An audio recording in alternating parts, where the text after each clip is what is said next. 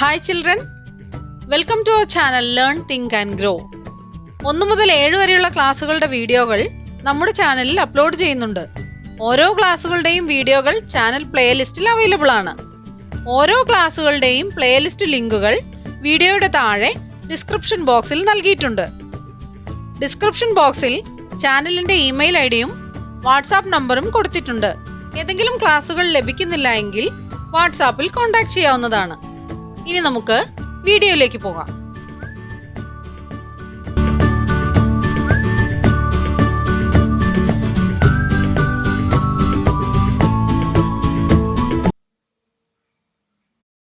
Unit 3 മഹിതം പത്തായം.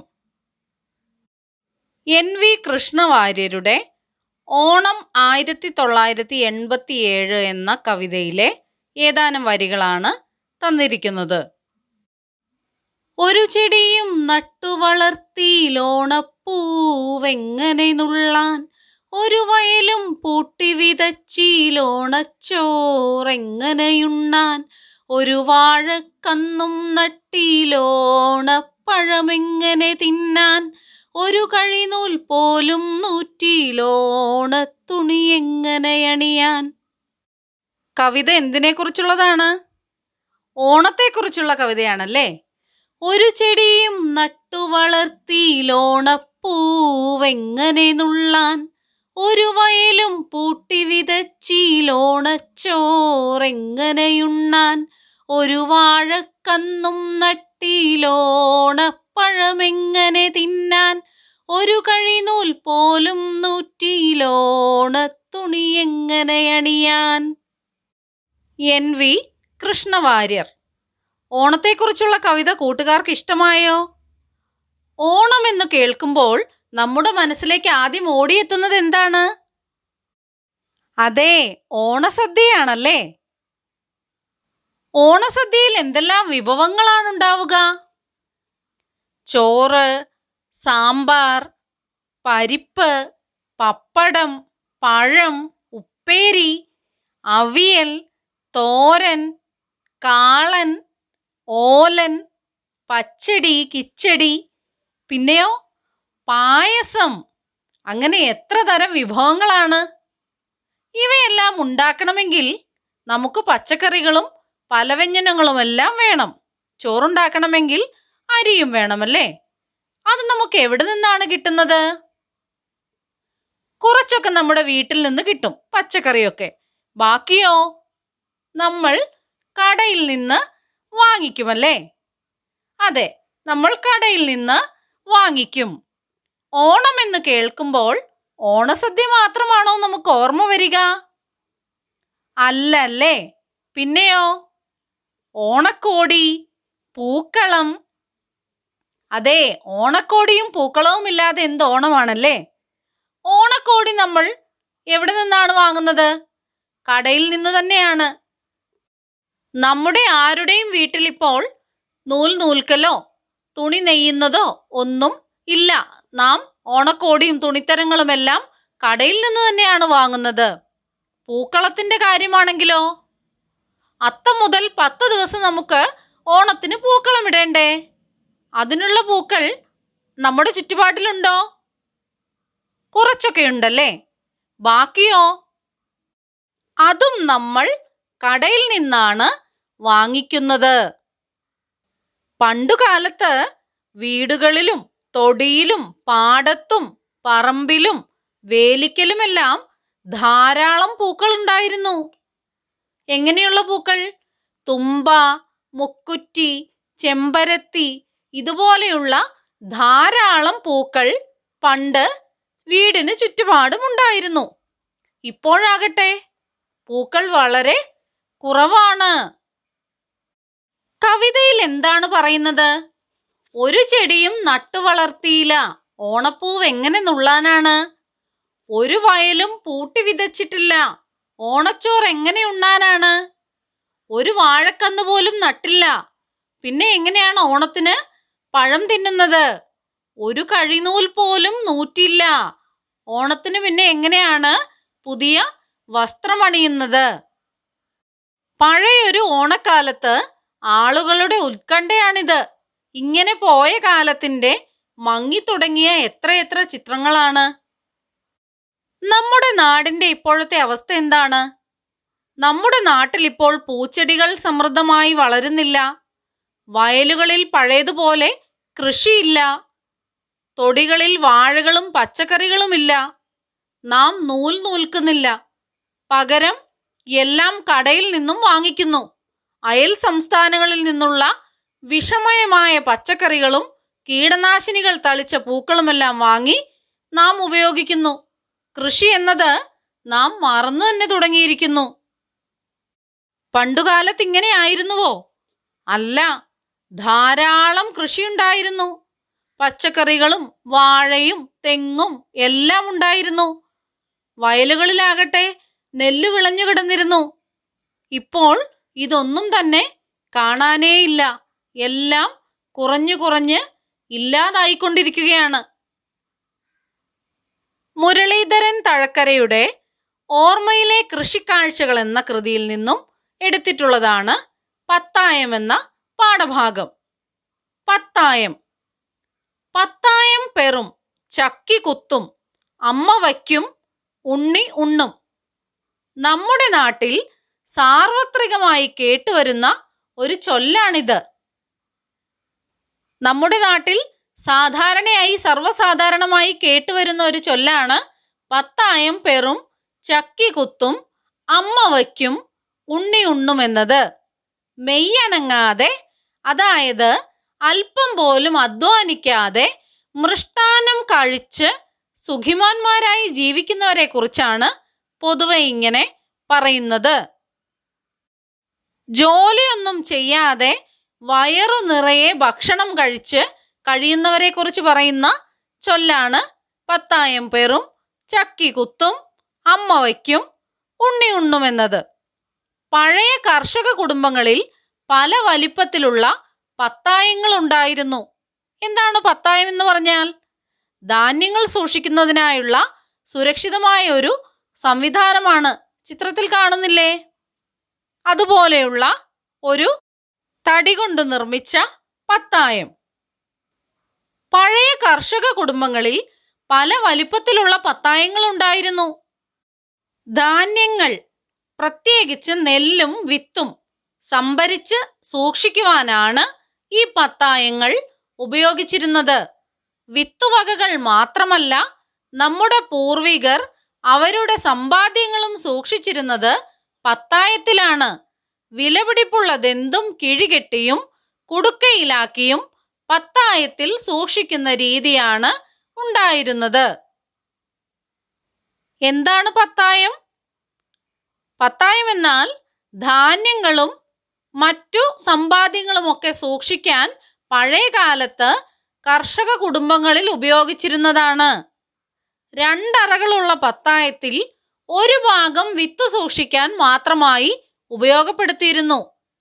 പ്രധാനമായും പ്ലാവിന്റെ തടി കൊണ്ടാണ് പത്തായം നിർമ്മിച്ചിരുന്നത്. ചില ഗ്രഹനാഥന്മാർ പത്തായത്തിന് മുകളിൽ പായ വിരിച്ച് സംതൃപ്തിയോടെ ഉറങ്ങുന്ന പതിവും ഉണ്ടായിരുന്നു. നെല്ലും വിത്തും മാത്രമല്ല, വിലപിടിപ്പുള്ളതെന്തും സൂക്ഷിച്ചിരുന്നത് എവിടെയായിരുന്നു? പത്തായത്തിൽ തന്നെയായിരുന്നു. ഇരുമുറി പത്തായത്തിൽ ഒരു മുറി വിത്തിന്. പത്തായത്തിന് രണ്ടറകളാണ് ഉണ്ടായിരുന്നത്. അതിൽ ഒരു അറ വിത്തിനു മാത്രമായി മാറ്റിവെക്കും. ഇരുമുറി പത്തായത്തിൽ ഒരു മുറി വിത്തിന് എന്നത് ഒരു ചൊല്ലാണ്. കൃഷിയുടെ പ്രാധാന്യം തന്നെയാണ് ഈ ചൊല്ലിൻ്റെയും സാങ്കത്യം.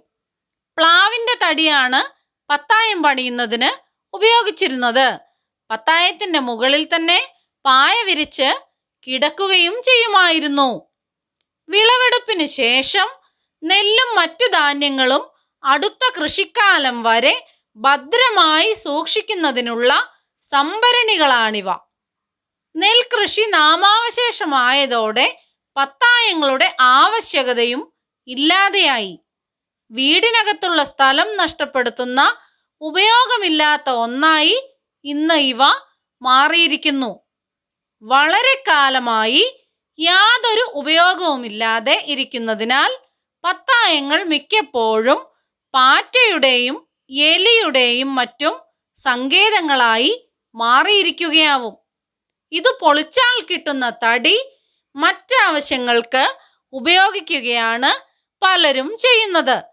വലിയ പത്തായങ്ങളും പത്തായ പുരകളുമൊക്കെ ഗതകാല സമൃദ്ധിയുടെ പ്രതീകങ്ങളായിരുന്നു. വിളവെടുപ്പിന് ശേഷം നെല്ലും മറ്റു ധാന്യങ്ങളും അടുത്ത കൃഷിക്കാലം വരെ സുരക്ഷിതമായി സൂക്ഷിക്കാനായിരുന്നു പത്തായങ്ങൾ നിർമ്മിച്ചിരുന്നത്. നെൽകൃഷിയെല്ലാം ഇപ്പോൾ നാമാവശേഷമായിരിക്കുന്നു, ഇല്ലാതെയായിരിക്കുന്നു. കൃഷിയില്ലെങ്കിൽ പിന്നെ പത്തായത്തിന്റെ ആവശ്യകതയുണ്ടോ? ഇല്ല. കൃഷി കുറഞ്ഞപ്പോൾ പത്തായം വേണമെന്ന ആവശ്യകത ഇല്ലാതെയായി. വീടിനകത്തുള്ള സ്ഥലം നഷ്ടപ്പെടുത്തുന്ന ഒരു സാധനം മാത്രമായി മാറി. പിന്നെയോ ഉപയോഗമൊന്നുമില്ലാത്തതുകൊണ്ട് പാറ്റയും എലിയുമെല്ലാം പത്തായത്തിൽ കടന്നുകൂടി. പിന്നെ ആളുകൾ എന്ത് ചെയ്തു? അത് പൊളിച്ച് അതിൻ്റെ തടി മറ്റാവശ്യങ്ങൾക്കായി ഉപയോഗിക്കാൻ തുടങ്ങി. പത്തായം എന്നത് കഴിഞ്ഞ കാലത്തിൻ്റെ സമൃദ്ധിയുടെ പ്രതീകമായിരുന്നു. പത്തായങ്ങളും പത്തായ പുരകളുമെല്ലാം. പത്തായങ്ങൾ പണിയുന്നതിന് ഏറെ ചാതുര്യമുള്ള ആശാരിമാരും അക്കാലത്ത് വേണ്ടത്രയുണ്ടായിരുന്നു. ചാതുര്യം, സാമർഥ്യമുള്ള, പത്തായങ്ങൾ പണിയാൻ ഏറെ സാമർഥ്യമുള്ള ആശാരിമാരും അക്കാലത്ത് വേണ്ടത്രയുണ്ടായിരുന്നു. മാത്രമല്ല തടിയും സുലഭമായിരുന്നു. ഇന്നത്തെ കാലത്തോ ഒരു നല്ല പത്തായം ഉണ്ടാക്കുക എന്നത് ഏറെ അധ്വാനവും പണച്ചെലവുമുള്ള കാര്യമാണിന്ന്. അധികരിച്ച ജോലിക്കൂലി, തടിവില എന്നിവയെല്ലാം നോക്കുമ്പോൾ പത്തായം പണിയിക്കുവാൻ ഇന്ന് ആരും തന്നെ തയ്യാറാകില്ല. മാത്രമല്ല നെൽകൃഷി നാമാവശേഷമായതോടെ പത്തായത്തിന്റെ ആവശ്യകത തന്നെ ഇല്ലാതെയുമായി. നെൽകൃഷി ഇല്ലാതെയായി, പിന്നെ പത്തായത്തിന്റെ ആവശ്യമുണ്ടോ? ഇല്ല. പറഞ്ഞു പതിഞ്ഞ ചൊല്ല് ഇനി നമുക്ക് തിരുത്താം. എന്താണ് ആദ്യം പറഞ്ഞത്? പത്തായം പെറുന്നു, ചക്കി കുത്തുന്നു, അമ്മ വയ്ക്കുന്നു, ഉണ്ണി ഉണ്ണുന്നു എന്നാണ് പറഞ്ഞത്. അതിനി തിരുത്തി പറയേണ്ടിയിരിക്കുന്നു.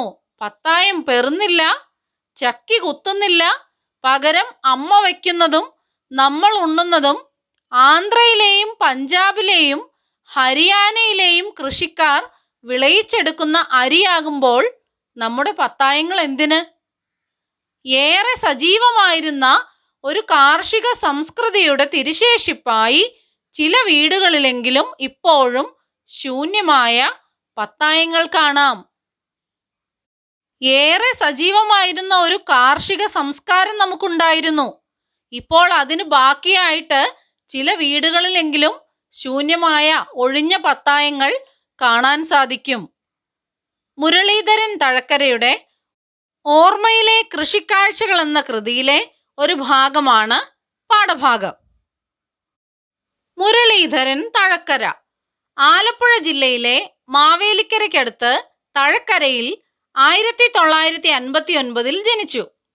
ആകാശവാണി തിരുവനന്തപുരം നിലയത്തിൽ കാർഷിക വിഭാഗം പ്രോഗ്രാം എക്സിക്യൂട്ടീവായി ജോലി ചെയ്യുന്നു.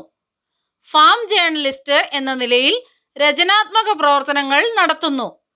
പ്രധാന കൃതികൾ കൃഷിയിലെ നാട്ടറിവ്, തേൻ നുകരാം പണം നേടാം, ഓർമ്മയിലെ കൃഷിക്കാഴ്ചകൾ. പാഠഭാഗത്തെ ചില ചോദ്യങ്ങൾക്ക് നമുക്ക് ഉത്തരം കണ്ടെത്താം. നമ്മുടെ പൂർവികർ പത്തായം ഉപയോഗിച്ചിരുന്നത് എന്തിനൊക്കെ വേണ്ടിയായിരുന്നു? എന്തിനു വേണ്ടിയായിരുന്നു? നെല്ലും വിത്തും സംഭരിച്ച് സൂക്ഷിക്കുന്നതിനാണ് പത്തായങ്ങൾ ഉപയോഗിച്ചിരുന്നത്. ഇന്നത്തെ കാലത്ത് നമ്മുടെ വീടുകളിൽ പത്തായത്തിന്റെ അവസ്ഥ എന്താണ്? പത്തായങ്ങൾ ഇന്ന് ഉപയോഗമില്ലാത്ത ഒന്നായി മാറിയിരിക്കുന്നു. പാറ്റയുടെയും എലിയുടെയും സങ്കേതമായി തീർന്ന പത്തായങ്ങൾ പൊളിച്ച് തടി മറ്റാവശ്യങ്ങൾക്കായി ഉപയോഗിക്കുകയാണ് പലരും ചെയ്യുന്നത്. ഇന്ന് നമുക്ക് പത്തായങ്ങൾ എന്തിന് എന്ന് ലേഖകൻ ചോദിക്കാൻ കാരണമെന്ത്? എന്താണ് കാരണം? ഇന്ന് ഭക്ഷ്യധാന്യങ്ങളും മറ്റും അയൽ സംസ്ഥാനങ്ങളിൽ നിന്നാണ് വാങ്ങി ഉപയോഗിക്കുന്നത്. അതുകൊണ്ട് തന്നെ പത്തായങ്ങളുടെ ആവശ്യവും വരുന്നില്ല. അർത്ഥം കണ്ടെത്താം. സാർവത്രികം. സാർവത്രികം എന്നതിൻ്റെ അർത്ഥം എന്താണ്? സർവസാധാരണമായ. മൃഷ്ടാന്നം, വയറു നിറയുള്ള ഭക്ഷണം. പൂർവികർ, പണ്ടുള്ളവർ. ഭദ്രം, സുരക്ഷിതം അഥവാ കരുതൽ. സങ്കേതം, രക്ഷാസ്ഥലം. ഗതകാലം, കഴിഞ്ഞ കാലം. പ്രതീകം, സൂചകം. ചാതുര്യം, സാമർഥ്യം. നാമാവശേഷമാവുക, ഇല്ലാതെയാവുക. ആവശ്യകത, വേണമെന്ന സ്ഥിതി. ശൂന്യം, ഒഴിഞ്ഞ സ്ഥലം അഥവാ ഇല്ലായ്മ. സജീവം, ഓജസ്സുള്ള. സംസ്കൃതി, സംസ്കാരം. ശേഷിപ്പ്, ബാക്കി. അന്വേഷിച്ചറിയാം. ധാന്യങ്ങൾ സൂക്ഷിച്ചു പോന്ന പത്തായത്തെ പരിചയപ്പെട്ടു. ഇതുപോലെ കൃഷിയുമായി ബന്ധപ്പെട്ട് പണ്ടുപയോഗിച്ചിരുന്ന ഉപകരണങ്ങൾ ഏതൊക്കെയായിരുന്നു? മുതിർന്നവരോട് അന്വേഷിച്ച് എഴുതുക. അവയുടെ ഉപയോഗങ്ങളും കണ്ടെത്തുക. പത്തായം. എന്തായിരുന്നു പത്തായത്തിൻ്റെ ഉപയോഗം? ധാന്യങ്ങൾ സൂക്ഷിക്കുന്നതിനായി ഉപയോഗിച്ചിരുന്നതാണ് പത്തായം. കലപ്പ. കലപ്പ നിലം ഉഴുതുമറിക്കുന്നതിനായി ഉപയോഗിച്ചിരുന്നതാണ്. തേക്കുകൊട്ട. ജലസേചനത്തിന് ഉപയോഗിച്ചിരുന്നത് തേക്കുകൊട്ടയാണ്. നുകം. നുകം എന്തിനാണ് ഉപയോഗിച്ചിരുന്നത്? കാളകൾ അകന്നു പോകാതിരിക്കാനും കലപ്പ ഉറപ്പിക്കുന്നതിനുമുള്ള ഉപകരണമായിരുന്നു നുകം. അരിവാൾ. അരിവാൾ കൊയ്തെടുക്കുന്നതിന്. തൂമ്പ. തൂമ്പ അഥവാ കൈക്കോട്ട് എന്ന ഉപകരണം കിളയ്ക്കുന്നതിനായി ഉപയോഗിച്ചിരുന്നു. മുറം. കളമുറം, ചേറുന്ന മുറം. എന്തിനായിരുന്നു മുറം? നെല്ലു ചേറുന്നതിന്. നെല്ലും പതിരും തമ്മിൽ വേർതിരിക്കാനാണ് മുറത്തിലിട്ട് ചേറുന്നത്. വല്ലോട്ടി. വല്ലോട്ടി എന്നാൽ വല്ലവട്ടി. നെല്ല് സംഭരിക്കുന്നതിനായിരുന്നു. പറ, ഇടങ്ങഴി, നാഴി. ഇവയോ ധാന്യങ്ങൾ അളക്കുന്നതിനുള്ള അളവ് പാത്രങ്ങളായിരുന്നു പറയും ഇടങ്ങഴിയും നാഴിയുമെല്ലാം. ഇവയെല്ലാം പഴയ കാലത്തെ കാർഷിക ഉപകരണങ്ങൾ ആണ്. കൃഷിച്ചൊല്ലുകൾ. പത്തായം പെറും, ചക്കി കുത്തും, അമ്മ വയ്ക്കും, ഉണ്ണി ഉണ്ണും. ഇതുപോലെ കൃഷിയുമായി ബന്ധപ്പെട്ട പഴഞ്ചൊല്ലുകൾ ശേഖരിക്കുക. കൃഷിയുമായി ബന്ധപ്പെട്ട പഴഞ്ചൊല്ലുകളാണ് വിത്തുഗുണം, പത്തുഗുണം, മുളയിലറിയാം വിള, വിത്താഴം ചെന്നാൽ പത്തായം നിറയും, ഞാറ്റിൽ പിഴച്ചാൽ ചോറ്റിൽ പിഴയ്ക്കും, പത്തായമുള്ളയിടം പറയും കാണും, പത്തായക്കാരനോട് കടം കൊള്ളണം, പത്തായം പട്ടിണി കിടത്തരുത്, വിത്തുകുത്തി ഉണ്ണരുത്, ഞാറില്ലെങ്കിൽ ചോറില്ല, വിത്തിനൊത്ത വിള, വിത്തില്ലാതെ ഞാറില്ല, പത്തായത്തിൽ നെല്ലുണ്ടെങ്കിൽ എലി വയനാട്ടിൽ നിന്നും എത്തും. ഇവയെല്ലാം കൃഷിയുമായി ബന്ധപ്പെട്ട പഴഞ്ചൊല്ലുകളാണ്. പാഠഭാഗത്ത് നമ്മൾ ഒരു ചൊല്ല് കണ്ടില്ലേ? ഇരുമുറി പത്തായത്തിൽ ഒരു മുറി വിത്തിന്. എന്താണ് അതിൻ്റെ അർത്ഥം? പത്തായത്തിന് പൊതുവെ രണ്ടറകളാണ് ഉള്ളത്. അതിലൊന്ന് വിത്തുനെല്ല് സൂക്ഷിച്ചു വെക്കാനാണ്. പതിരു കളഞ്ഞ് ഉണക്കി മികവുറ്റതാക്കിയിട്ടാണ് വിത്തുനെല്ല് സൂക്ഷിച്ചു വെക്കുന്നത്. വിത്തുഗുണം, പത്തുഗുണം, വിത്തുകുത്തി ഉണ്ണരുത് തുടങ്ങിയ ചൊല്ലുകളും പ്രസിദ്ധമാണ്. നമ്മുടെ പൂർവികർ കൃഷിക്ക് നൽകിയ പരിഗണനയും പ്രാധാന്യവും നാളേക്ക് വേണ്ടിയുള്ള കരുതലുമാണ് ഈ ചൊല്ലുകളിലൂടെയെല്ലാം നമുക്ക് മനസ്സിലാക്കാൻ സാധിക്കുന്നത്? കണ്ടുമുട്ടിയാൽ. പലതരം കാർഷിക ഉപകരണങ്ങൾ നമ്മൾ പരിചയപ്പെട്ടു. നിലമുഴുതിരുന്ന കലപ്പയും വെള്ളം കോരിയിരുന്ന തേക്കുകൊട്ടയും കണ്ടുമുട്ടിയാൽ എന്തൊക്കെ സംസാരിക്കും? കലപ്പ എന്തിനുള്ളതായിരുന്നു? നിലമുഴുന്നതിനായിരുന്നു കലപ്പ. തേക്കുകൊട്ടയോ? തേക്കുകൊട്ട ജലസേചനത്തിന് വേണ്ടിയുള്ളതുമായിരുന്നു. ഇന്നത്തെ അവസ്ഥ എന്താണ്? ഇതൊക്കെ തന്നെയാണോ നമ്മൾ ഉപയോഗിക്കുന്നത്? ഇവയ്ക്ക് പകരമായി വന്ന ഉപകരണങ്ങൾ ഏതെല്ലാമാണ്? കലപ്പയ്ക്കും തേക്കുകൊട്ടയ്ക്കും പണ്ട് ലഭിച്ചിരുന്ന പരിഗണനയോ? അവരുടെ ഇപ്പോഴത്തെ അവസ്ഥ എന്താണ്? ഇതിനെക്കുറിച്ചൊക്കെ ആയിരിക്കില്ലേ അവർ സംസാരിച്ചിട്ടുണ്ടാവുക. അവർ എന്തൊക്കെ കാര്യങ്ങളാണ് സംസാരിച്ചതെന്ന് കൂട്ടുകാർ സങ്കൽപ്പിച്ച് എഴുതി നോക്കുക. അന്വേഷിച്ചറിയാം. ആന്ധ്രയിൽ നിന്നും പഞ്ചാബിൽ നിന്നും ഹരിയാനയിൽ നിന്നുമാണ് നമുക്ക് ആവശ്യമായ അരി വരുന്നതെന്ന് നമ്മൾ വായിച്ചു. ഇതുപോലെ മറ്റു സംസ്ഥാനങ്ങളിൽ നിന്ന് എന്തൊക്കെ നിത്യോപയോഗ സാധനങ്ങളാണ് വരുന്നത്? അന്വേഷിച്ച് എഴുതി നോക്കുക. കേരളം ഇന്ന് ഉപഭോഗ സംസ്കാരത്തിന്റെ പിടിയിലാണ്. അതായത് എല്ലാ സാധനങ്ങളും നമ്മൾ കടയിൽ നിന്ന് വാങ്ങി ഉപയോഗിക്കുകയാണ് ചെയ്യുന്നത്. ഒന്നും തന്നെ ഉൽപ്പാദിപ്പിക്കുന്നില്ല. അരി മാത്രമാണോ അയൽ സംസ്ഥാനങ്ങളിൽ നിന്ന് വരുന്നത്? അല്ല. പച്ചക്കറികൾ, മുട്ട, പഴങ്ങൾ, കോഴിയിറച്ചി ഇവയെല്ലാം മറ്റു സംസ്ഥാനങ്ങളിൽ നിന്നാണ് നമ്മുടെ കേരളത്തിലേക്ക് എത്തുന്നത്. പച്ചക്കറികൾ പ്രധാനമായും എത്തുന്നത് എവിടെ നിന്നാണ്? തമിഴ്നാട്, കർണാടകം, അവിടെ നിന്നെല്ലാമാണ് പച്ചക്കറികൾ എത്തുന്നത്. മുട്ടയോ?